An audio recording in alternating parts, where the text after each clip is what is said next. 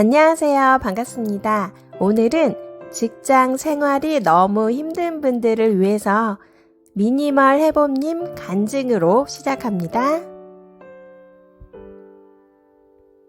저도 간증 하나 올릴게요.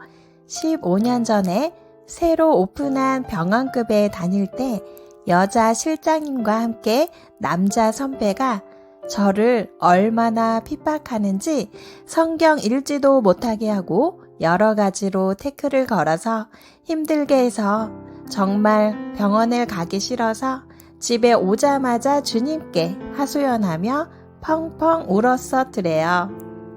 다음 날 출근해서 보니 그 남자 선배가 늘 아침 일찍 와서 병원에서 운동을 하고 샤워하고 물리치료실에서 일시 작전에 매일매일 하던 일, 거미막하 뇌출혈로 쓰러져서 한 달 입원했는데요. 그분이 나중에 저에게 와서 잘못했다고 사과하시더라고요. 주님께서 손 봐주심. 그 후론 정말 잠잠하게 계시더라고요. 저도 깜짝 놀랐어요. 네, 지금까지 미니멀 해봄님 간증이었습니다. 저도 직장 생활을 아마 20년 넘게 했던 것 같아요. 그때마다 얼마나 주님께서 그야말로 진상 높은 사람들을 붙여주시는지 직장 상사들 때문에 집에 오자마자 가방 던져놓고 그야말로 펑펑 울었어요. 그때마다 아이들이 엄마 처음에 연기하는 줄 알았대요. 우는 게 아니라 웃는 줄 알았다고 하더라고요. 제가 애들 때문에 이불을 뒤집어 쓰고 펑펑 울었거든요. 어쩜 그렇게 직장 상사분들, 마음이 아프신 분들이 많은지 이곳 저곳에서 주님이 그만두지 못하게 해서 정말 훈련을 많이 받았는데 나중에 세월이 흐른 다음에 깨달은 것은 그 모습이 다 저에게 있는 거예요. 그리고 뿐만 아니라 그분들을 더 사랑하지 못하고 기도하지 못했던 것에 지금은 후회가 많이 남습니다. 그런 훈련들을 통해서 정말 영혼들을 사랑하는 마음을 많이 주시고 그리고 저에게 있는 아주 죄성들을 많이 살피게 하셨던 것 같습니다. 저는 특별히 직장 생활할 때 사람들에게 내용을 전달해야지 인생을 조종하거나 사람을 가르치려고 하면 안 된다는 것을 정말 피부로 느꼈거든요. 그것을 하나님께서 많이 가르쳐 주셨었어요. 그런데 복음을 전할 때도 마찬가지입니다.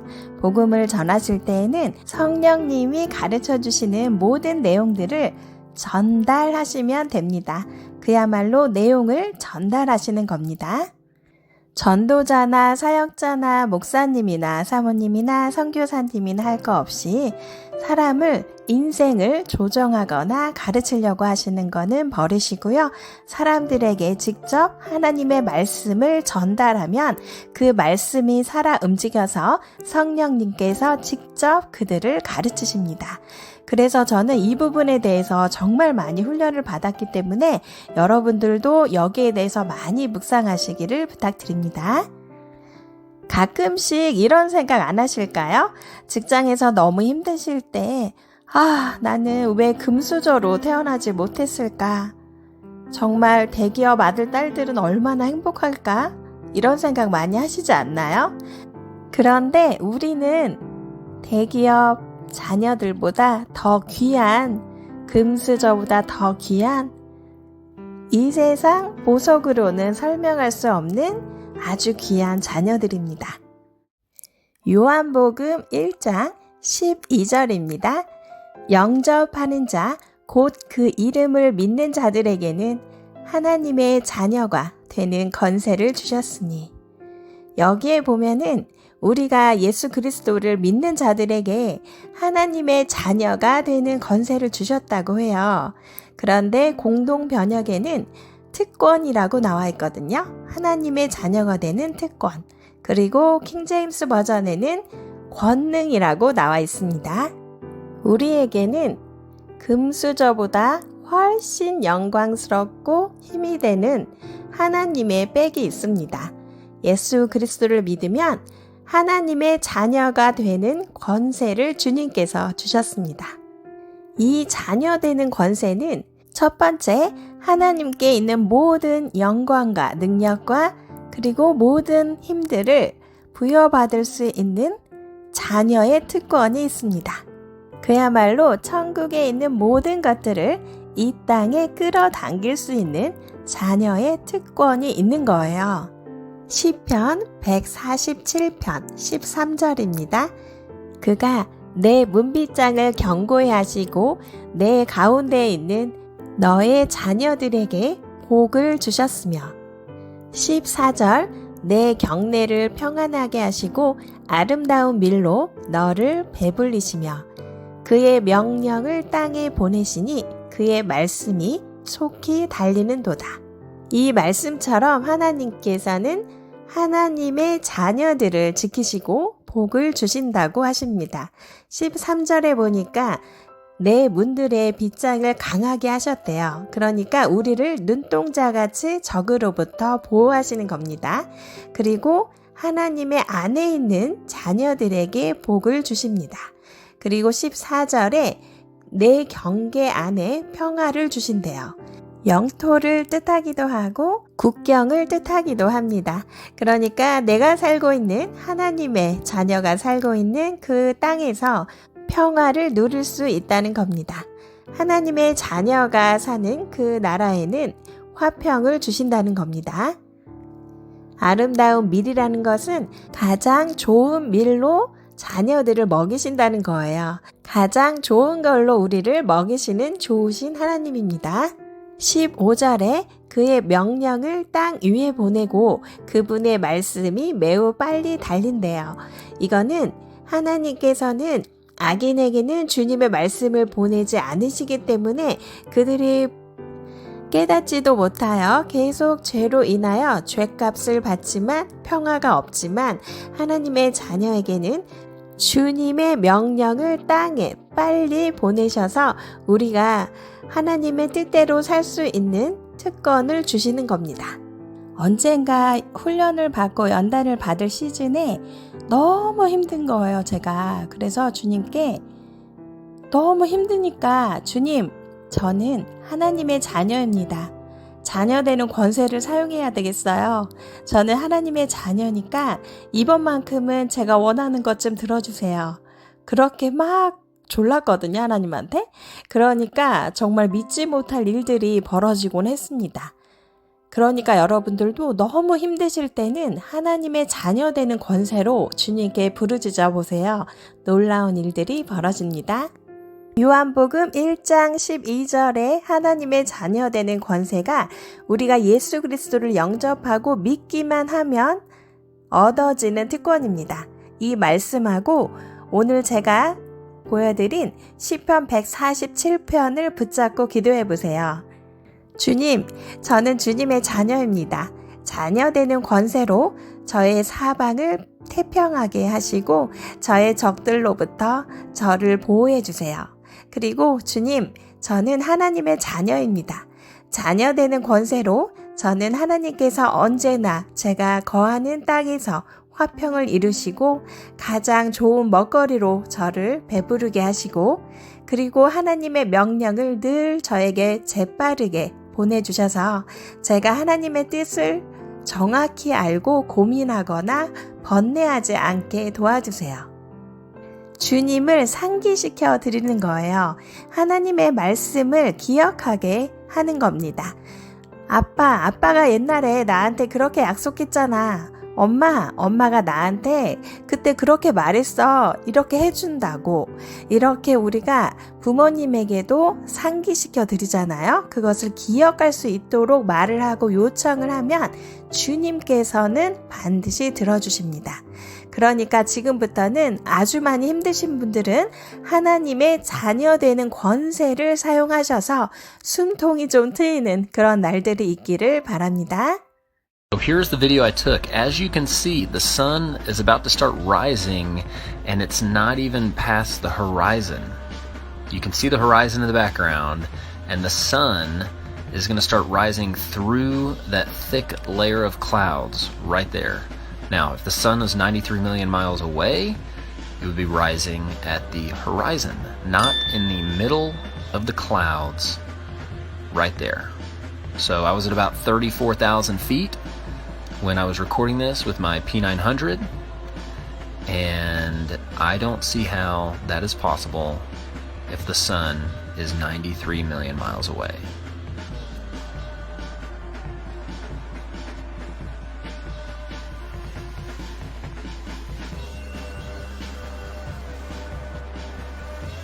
So, how is this possible? 네, 지금 보신 영상은 제가 저번 영상에서 사진만 보여드려가지고 영상을 준비했습니다. 여기에 보면은 구름과 구름 사이에 태양이 걸쳐져 있어요. 이런 영상들이 제법 많은데 지구가 평평하다는 내용은 지속적으로 유튜브에 검열이 돼서 채널이 폭파되고 있습니다. 그리고 수익도 정지가 많이 되고 있거든요. 언론으로 나오지 못하는 내용들은 모두 진실이기 때문입니다. 그리고 언론은 지금은 거의 세계가 다 정치 수단으로 이용을 하고 있기 때문에 어떤 소식이나 뉴스를 보실 때, 특히 지상파를 보실 때는 정말 분별을 잘 하셔야 되세요. 제가 reptilian을 성령님이 직접 공부하라고 하시면서 있다고 말씀을 해주신 게 아마 정확히 기억은 안 나는데 한 5년 정도는 된 것 같거든요. 그런데 지구 평평은 조금 늦게 알았어요. 한 3년 정도 된 것 같은데 그때 기도를 할 때 제가 너무 놀래서 나사에 대해서 공부하다가 와 이거 진짜인가 보다 이렇게 갸우뚱 할 때 성령님께서 기도할 때 이렇게 말씀하신 적이 있어요. 너무 늦게 알려줘서 미안하다고 그렇게 말씀하시면서 지구는 평평하고 성경대로 해와 달과 별은 하늘에 속해 있다는 것을 알려주셨습니다. 그때부터 되게 많은 것들이 영적으로 다운로드가 되었는데 아무래도 자료가 있어야 망상이 아니라 사실이 될 것 같아서 제가 지금 자료 서치를 많이 하고 있습니다. 창세기 1장 14절로 18절입니다. 하나님이 이르시되 하늘의 궁창에 광명체들이 있어 낮과 밤을 나뉘게 하고 그것들로 징조와 계절과 날과 해를 이루게 하라. 또 광명체들이 하늘의 궁창에 있어 땅을 비추라 하시니 그대로 되니라. 하나님이 두 큰 광명체를 만드사 큰 광명체로 낮을 주관하게 하시고 작은 광명체로 밤을 주관하게 하시며 또 별들을 만드시고 하나님이 그것들을 하늘의 궁창에 두어 땅을 비추게 하시며 낮과 밤을 주관하게 하시고 빛과 어둠을 나뉘게 하시니 하나님이 보시기에 좋았더라. 성경에는 지구가 평평하다는 것과 하늘에 광명체들이 있다는 것을 너무나 많은 구절에서 설명하고 있는데요. 여기에 보면은 두 가지 진실이 나와 있습니다. 먼저 14절에 하늘의 궁창에 광명체들이 있대요. 하늘 공간에 빛들이 생겼다라는 말입니다.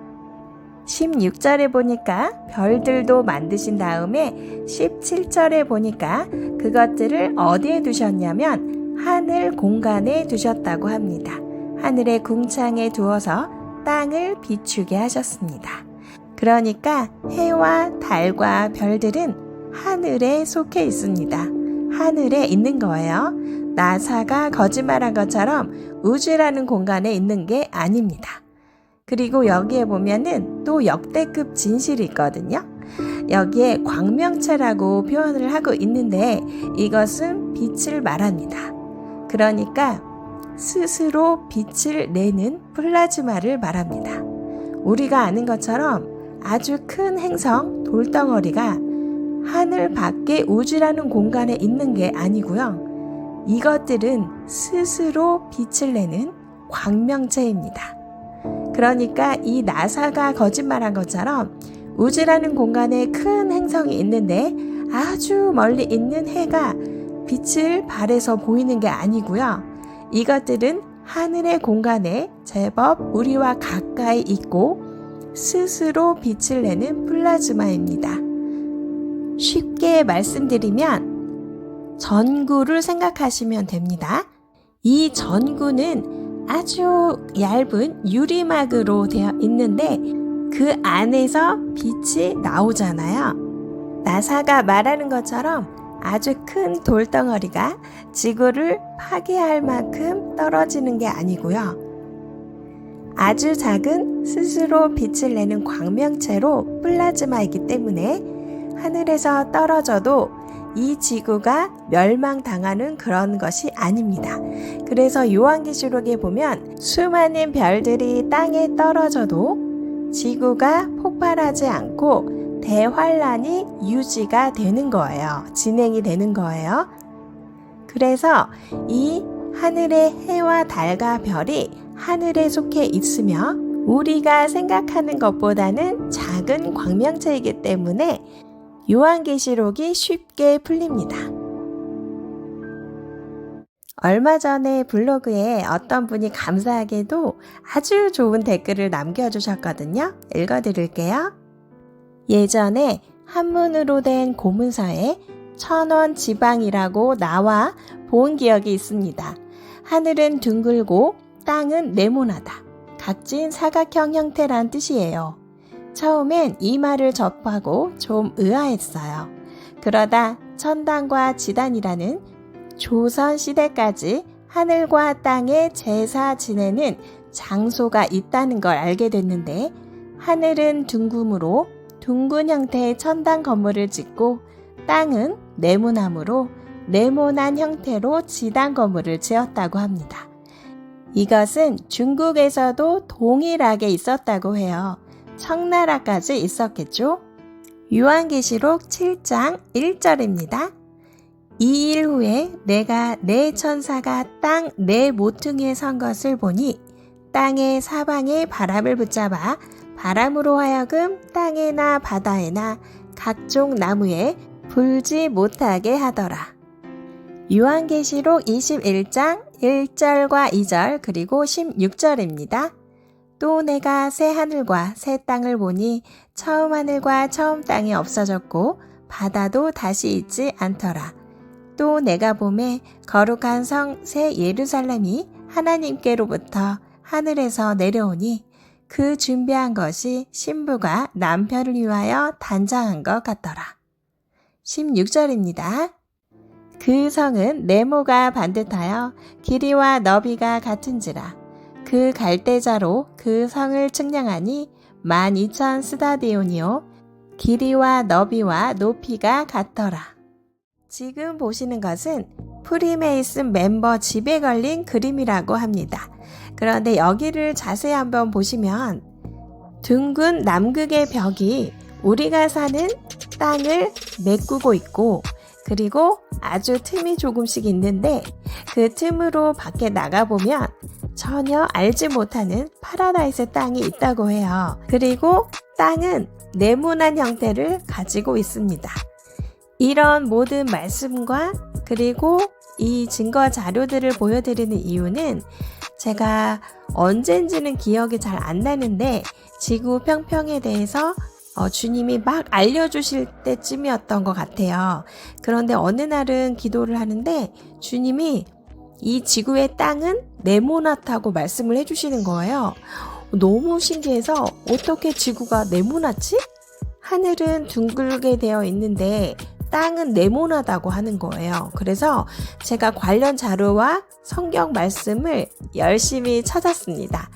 그런데 신기하게도 땅은 네모나고 그리고 하늘은 둥글다는 것을 아주 오래전부터 알았던 것 같습니다. 블로그에 남겨주신 글과 프리메이슨 멤버 벽에 걸려 있는 그림이 어쩌면 이렇게 똑같은지 모르겠습니다. 그리고 지금 보시는 화면은 미국 조지아주 법원이 지구가 평평하다는 주장을 받아들여서 법원에서 승소한 적이 있다고 해요. 그러니까 미국 조지아주 법원이 지구가 평평하다는 주장을 받아들였기 때문에 지구 평평은 사실로 입증이 된 겁니다. 이 외에도 지구가 평평하다는 증거는 너무 많은데요.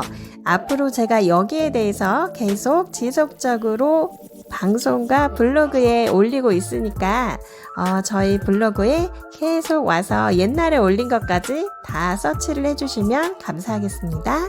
오늘은 지구 평평 내용 중에도 땅은 네모나고 하늘은 둥글다라는 거를 말씀을 드리고 싶었습니다. 그리고 남극을 지금 딥스 세력들이 못 가게, 탐험을 못하게 막고 있거든요. 근데 그것도 이유가 있다고 해요. 남극에는 지구 평평에 아주 많은 비밀들이 숨어 있고, 그리고 아주 우리가 모르는 그런 파라다이스 땅이 그 밖에 존재하고 있기 때문이라고 합니다. 여하튼 간에 오늘은 여기까지만 하겠습니다. 제가 지금 목 상태가 아직도 너무 안 좋아서 더 많은 것들을 오늘 하려고 했는데 목이 도와주지를 않아가지고 여기까지 하겠습니다. 인생은 가까이 보면 비극이지만 멀리서 보면 희극이라는 말이 있잖아요. 주님이 우리는 너무 힘든데 주님께서 보실 때는 그것이 좁은 길이기 때문인 것 같아요. 너무 힘드신 분들 많이 있는데 힘내시고요. 우리가 예수님 자랑하면서 세상을 끝까지 이기고 천국에서 다 같이 수다 떠는 그날까지 승리하시기를 바라고 기도합니다. 샬롬.